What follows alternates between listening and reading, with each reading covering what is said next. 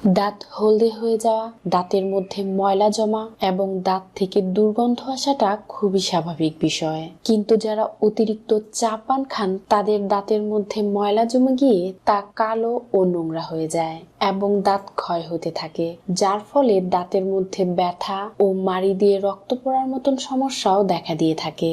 তাই দাঁতের হলদে ভাব দূর করার জন্য আমি আপনাদের সাথে চমৎকার একটি রেমেডি শেয়ার করছি, যা আপনার দাঁতের সমস্ত ময়লা দূর করে দাঁতগুলোকে ঝকঝকে করে তুলবে। তবে চলুন দেখে নেওয়া যাক রেমেডিটাকে কিভাবে তৈরি ও ব্যবহার করবেন। এটাকে তৈরি করার জন্য আমার প্রথমেই দরকার পড়বে জিরা। জিরা প্রত্যেকের রান্নাঘরে খুব সহজেই পাওয়া যায়। রেমেডিটাকে তৈরি করার জন্য জিরাকে পাউডার করে নিতে হবে। এবার একটি বাটির মধ্যে 1 চামচ পরিমাণ জিরা পাউডার নিতে হবে। জিরার মধ্যে এমন কিছু প্রাকৃতিক গুণাগুণ রয়েছে যা দাঁত থেকে জীবাণু ধ্বংস করতে সহায়তা করে। জিরার ব্যবহারে আপনার দাঁতের মধ্যে কখনোই ব্যথা হবে না আর পায়রিয়ার সমস্যাও হবে না।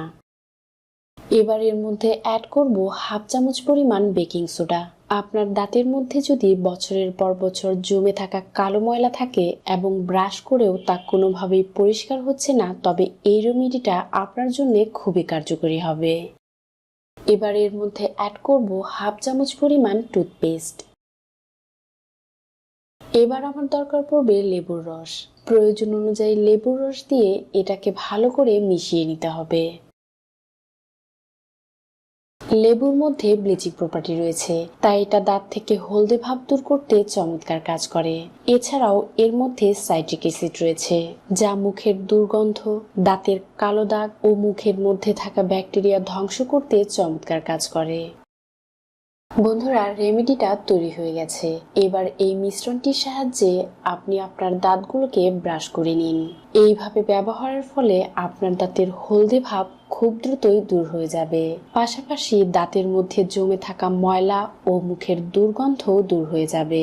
ভালো রেজাল্ট পাওয়ার জন্য এই রেমেডিটাকে আপনি সপ্তাহে 1 থেকে 2 দিন ব্যবহার করতে পারেন।